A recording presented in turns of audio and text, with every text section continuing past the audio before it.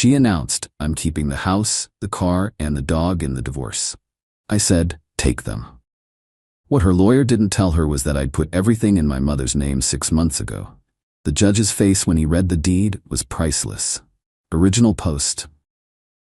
I, 52 male, am sitting here with a beer, still processing what went down in court today. My soon-to-be ex-wife, Vanessa, 49, thought she had me backed into a corner. Spoiler, she didn't. We've been married 11 years, second marriage for both of us. No kids together. I have 2 grown daughters from my first marriage. She has a son who's 26 and hasn't spoken to either of us in years. 6 months ago, things got weird. Vanessa started working late constantly. Her book club met 3 times a week. She password protected her phone for the first time ever. Classic signs, right? But honestly, I was too tired to care much. My construction business keeps me busy, and after 11 years, I figured we just drifted. Then came the text, middle of a Tuesday. I was on a job site. "Vanessa, don't bother coming home tonight. Stay at a hotel. I need space." Me, "What's going on?" Vanessa, "I'll explain when I'm ready. Just give me the house for a few days." Weird, but whatever. Went to a motel. Cost me $89 a night. 3 days later, she texted again. "We need to talk. Come home at 6. I showed up at 6 sharp.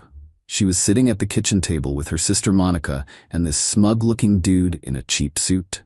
"This is Dennis, my lawyer," Vanessa announced. No hello, no small talk. Dennis slid a folder across the table. "Mr. Garrett, your wife is filing for divorce. We wanted to discuss the asset division before things get messy." I just stared. "You brought your lawyer to our house?" Vanessa crossed her arms. "I'm keeping the house, the Lexus, and Brutus. You can have your truck and your tools. That seems fair." Brutus is our German Shepherd. Best dog I've ever had. "Fair," I said slowly. Dennis jumped in. "Mrs. Garrett has been the primary homemaker during your marriage." "She works part-time at a boutique," I interrupted. 20 hours a week. I paid for this house, that car, everything. Oregon is a no-fault state, Mr. Garrett. Assets acquired during marriage are typically divided equitably. "I know how it works," I said. Looked at Vanessa. "You seriously want to take everything?" She had this satisfied little smile.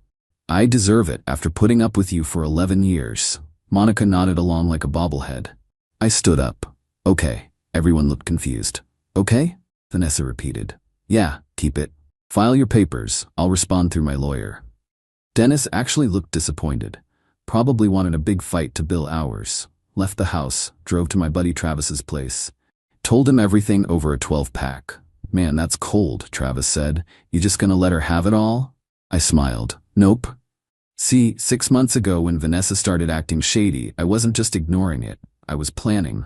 Called my mom, who's 73 and sharp as hell. Had a long conversation about protecting assets. "You think she's cheating?"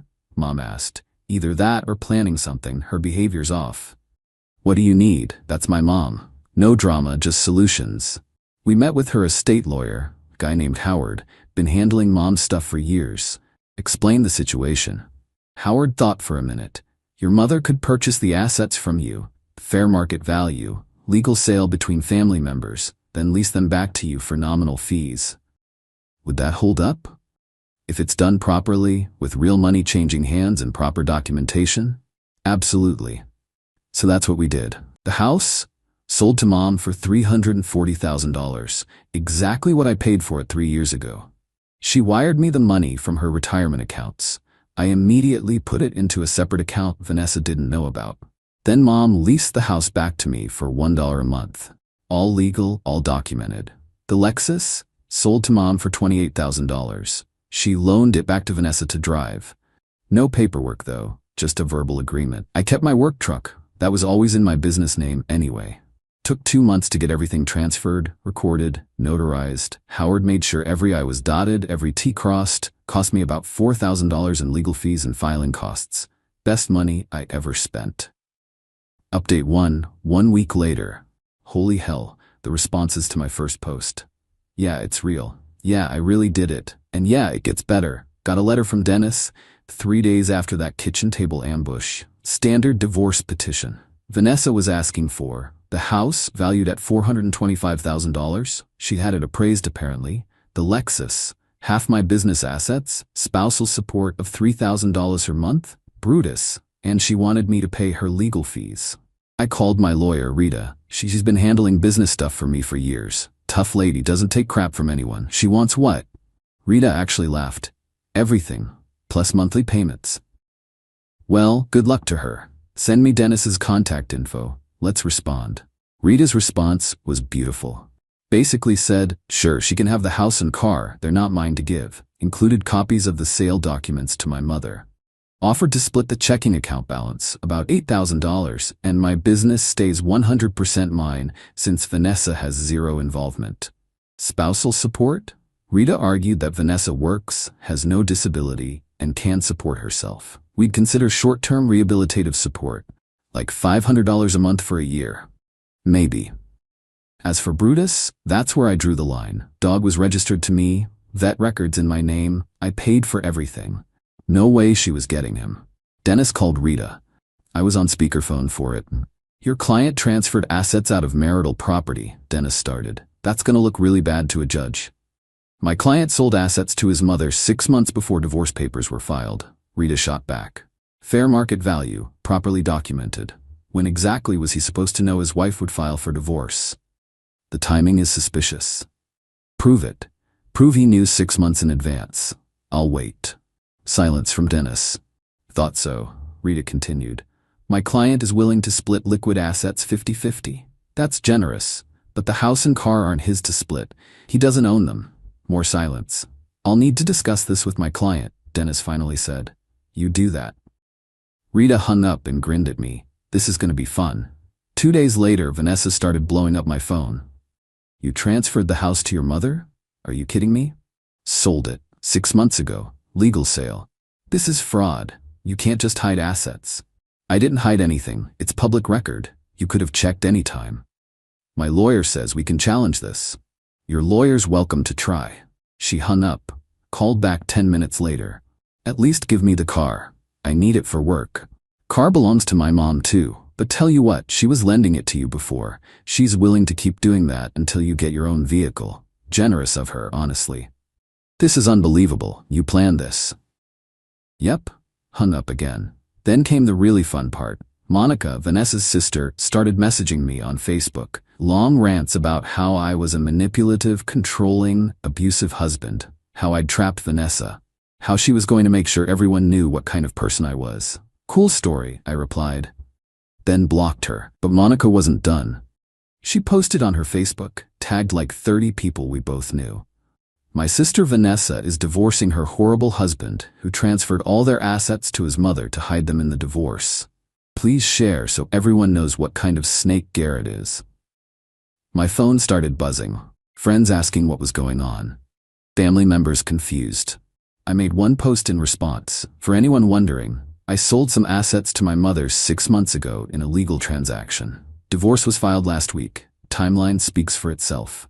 If people want to believe I'm psychic and knew about a divorce 6 months before papers were filed, that's on them. Posted screenshots of the sale dates and the divorce filing date. Let the evidence speak for itself. About half the mutual friends reached out to apologize for believing Monica. The other half didn't care. They believed what they wanted. Fine by me, not interested in keeping friends who don't ask questions. Travis thought the whole thing was hilarious. Dude, you actually outmaneuvered her. That's legendary. Just protecting what's mine, man. Meanwhile, Brutus was with me at Mom's house. Vanessa kept demanding I bring him back. Said he was stressed without her. Dog seems fine to me, I texted back with a photo of Brutus chewing on a new bone, tail wagging. She didn't respond to that. Update 2. 3 weeks later, Vanessa went nuclear. Like, absolutely unhinged. First, she tried to get back into the house. My house. Well, Mom's house. Whatever. I'd already changed the locks after that lawyer meeting. Seemed obvious she might try something. Sure enough, 2 a.m. on a Saturday, my phone rings. It's the alarm company. Mr. Garrett, we have a breach at your residence. Police are being dispatched. Jumped in my truck, headed over. Cops were already there when I arrived. And there's Vanessa, standing in the driveway, mascara running, yelling at the officers. This is my house. He can't lock me out of my house. Officer looked at me. You the homeowner, sir? My mother is. I'm the legal tenant. She's my soon-to-be ex-wife who hasn't lived here in 3 weeks. Showed them the lease agreement and Mom's deed. The cop nodded. Ma'am, you need to leave the property. I live here. Not according to these documents. She tried to argue more, but they shut her down, threatened to arrest her for trespassing if she didn't leave. She finally left, screaming about how this wasn't over. Called Mom the next morning to update her.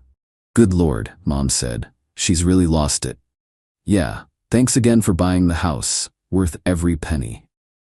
That's what mothers are for, honey. Next came the workplace drama. I run a mid-sized construction company, about 15 employees, good contracts, steady income. I'm on job sites most days, in the office the rest. Got a call from my office manager, Denise.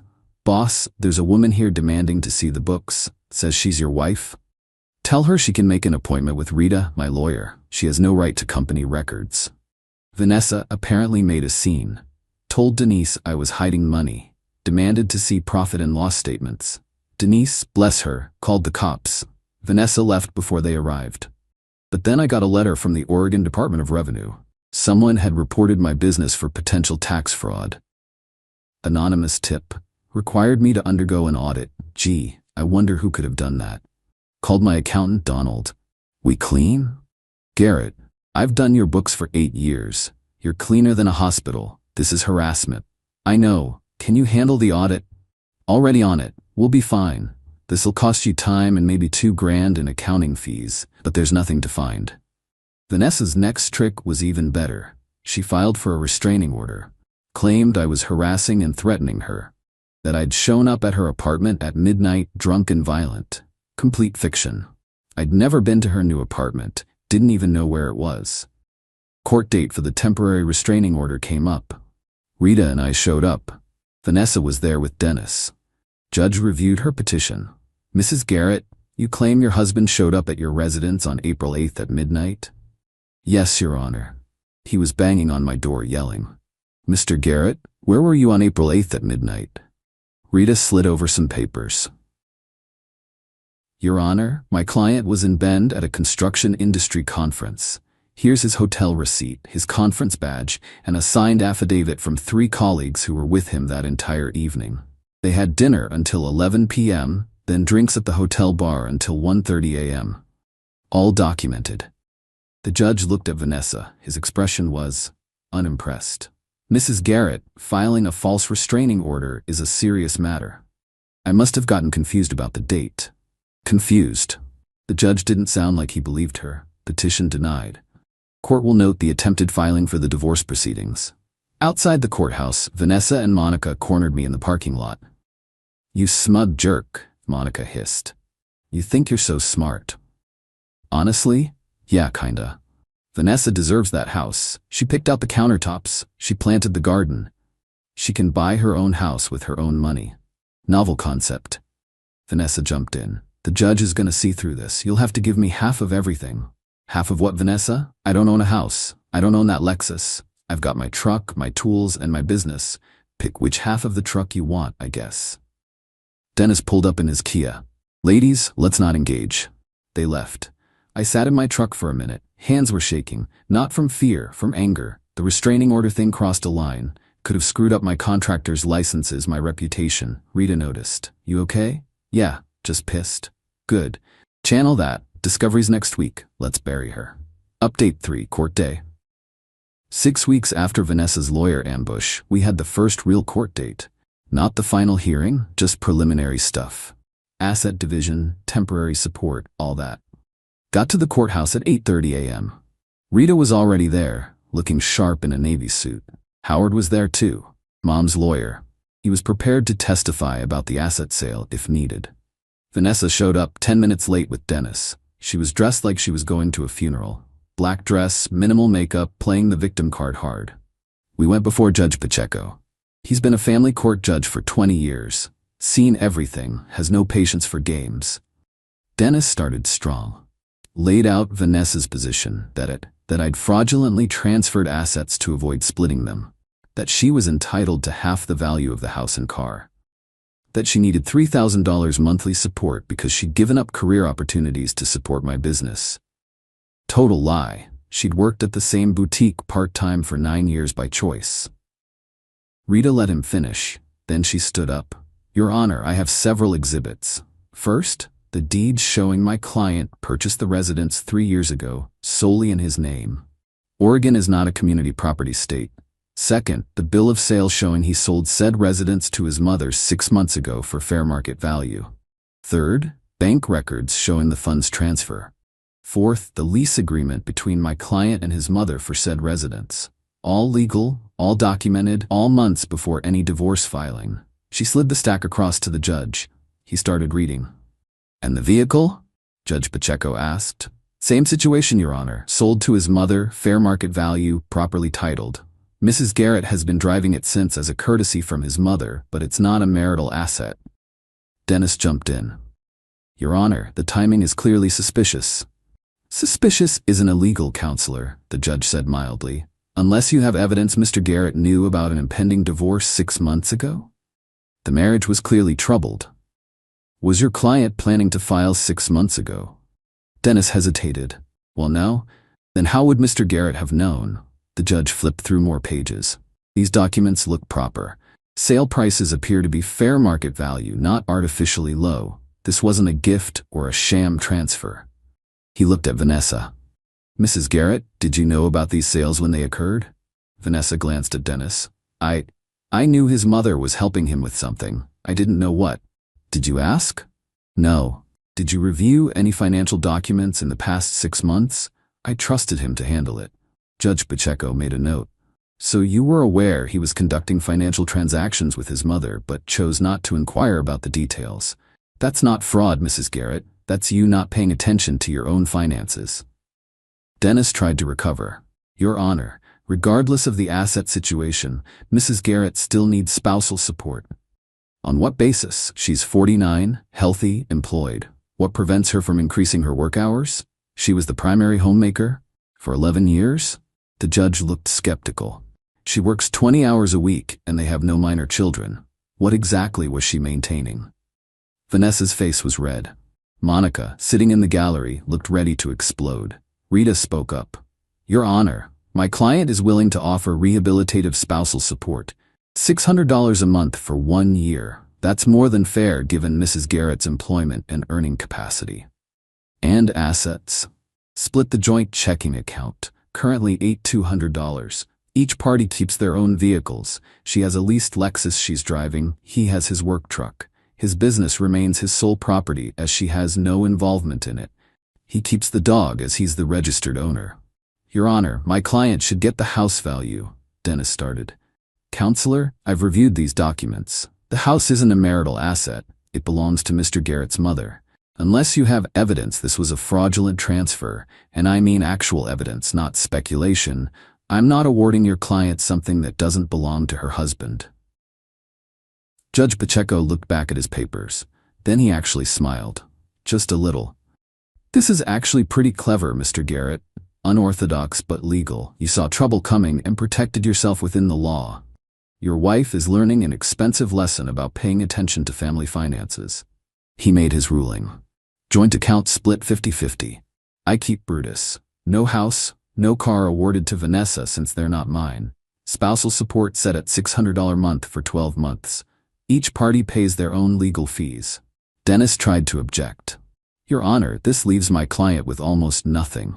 Your client has a job, a vehicle to drive, and $40s and $100 from the checking account, plus temporary support. She'll be fine. This is what happens when you assume assets will just be there when you need them. Petition granted as modified. Next case. We stood. Vanessa was crying. Not sad crying, angry crying. Outside the courtroom, Monica went off. This is bullshit. That judge is corrupt. We're appealing. Dennis looked tired. Mrs. Garrett, I advised you when we started that these asset transfers might be legally sound. You said we could fight it. I said we could try. There's a difference. Vanessa turned on me. You planned this. You planned all of this. Yep, you manipulative bastard. Nope, just a guy who saw his wife acting shady and decided to protect himself. Worked out pretty well. Rita guided me away before things escalated. In her car, I finally let myself relax. That went better than expected, I said. Judge Pacheco doesn't tolerate nonsense. He could tell what she was trying to do. Think they'll appeal? They can try, won't go anywhere. The asset transfers are solid. Called Mom on the way home. Hey, we won. Of course you did, honey. That house is mine, bought and paid for. Thanks, Mom, for everything. Come over for dinner Sunday. Bring Brutus. Will do. Update 4. The aftermath. Divorce was finalized 8 weeks later. Standard cooling off period, then the final paperwork. Vanessa didn't show up to the final hearing. Dennis appeared alone and confirmed she accepted the terms. Judge Pacheco signed off.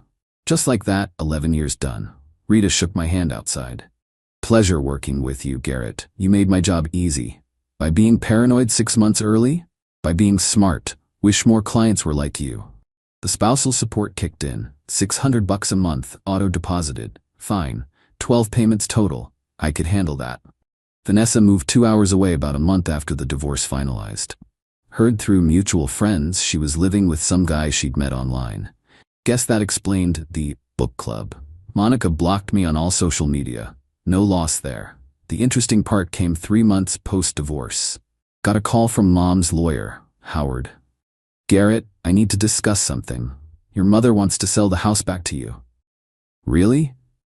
Her retirement portfolio took a hit with the market. She wants to move some assets around. She'll sell it to you for what she paid, $340,000. You already have the cash, since that's what you originally paid her. That works. Tell her I'll buy it. So Mom sold me my house back. Transfer took 2 weeks. $340,000 from my separate account to hers. House went back in my name.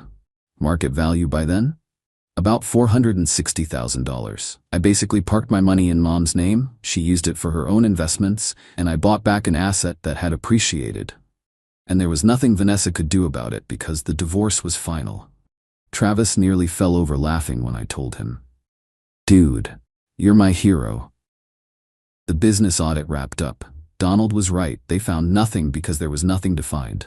Cost me $2,100 in accounting fees. Added it to the list of Vanessa's petty revenge attempts that went nowhere. Brutus is thriving. Put in a new dog run in the backyard. He's got more space than he did before. Happy dog, happy life. As for me, weird feeling. Not sad the marriage ended. It was dead long before the divorce. More like relief. For years I'd felt like something was off with Vanessa. The entitlement, the expectation that I'd just fund her life forever, the lack of partnership. The divorce confirmed my gut instinct was right. I did lose some friends in all this. People who thought I was cold for protecting my assets. People who believed Monica's Facebook rants. Whatever, better to know who's real. My daughters called after everything settled. Both of them never liked Vanessa. Dad, we're proud of you for standing up for yourself, my oldest said. Just did what needed doing. Still, most guys would have just rolled over. Maybe. But I spent 20 years in construction. You learn to plan ahead, anticipate problems, protect yourself. This was just applying those skills to a personal situation. Got a postcard last week, no return address, postmarked from 2 states away. Vanessa's handwriting, you won, hope you're happy. I am, actually, not in a vindictive way, just peaceful. The house is mine again, the dog's with me, my business is solid, Mom's portfolio is healthy. Vanessa chose to blow up our marriage. She chose to bring a lawyer to ambush me.